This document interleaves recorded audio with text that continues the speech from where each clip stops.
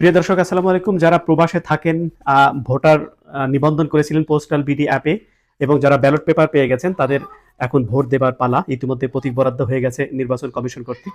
So এখন কিভাবে আপনারা এই ব্যালট পেপারে ভোট দিবেন এবং সেটা বাংলাদেশের নির্বাচন কমিশনে পৌঁছাবেন, সেই প্রক্রিয়াটা আমি আজকে আপনাদেরকে জানানোর চেষ্টা করছি।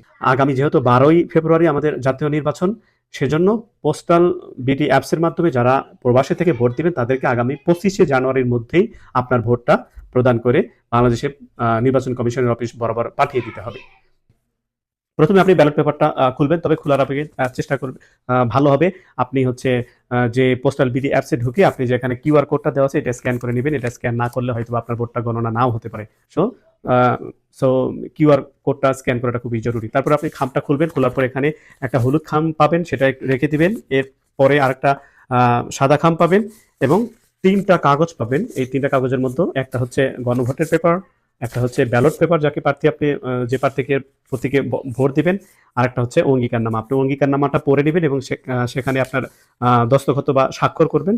দ্বিতীয় পর্যায়ে গিয়ে আপনি আপনার পছন্দের প্রার্থীকে ভোট দিয়ে দিবেন, গণভোটের ভোট দিয়ে দিবেন হ্যাঁ অথবা না।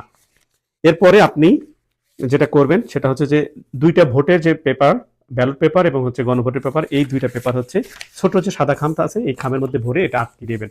আর একটা যেটা অঙ্গীকারনামা আছে, অঙ্গীকারনামাটা আপনি বাইরে রেখে এই 3টা কাগজ আপনার হলুদ খামের মধ্যে ঢুকিয়ে সেটা আঠা দিয়ে আটকিয়ে দিয়ে আপনি আপনার নিকটস্থ পোস্টাল অফিস সেখানে গিয়ে পাঠিয়ে দিবেন। সঠিকভাবে আপনার প্রবাস থেকে আপনার সুচিন্তিত মতামত অর্থাৎ আপনার ভোট প্রদান করুন এবং সেটা দেশে পাঠিয়ে দিন। শুরুতেই মাথায় রাখবেন আপনার এই ভোটটা দেশের জন্য আমানত এবং সেটা আপনি সঠিক এবং পছন্দের প্রার্থীকেই আপনার ভোটটা দিবেন, যিনি বা যারা এই দেশের জন্য ভালো কিছু বয়ে আনবে, আমার দেশকে আরো উন্নতির দিকে নিয়ে যাবে। ধন্যবাদ সবাইকে।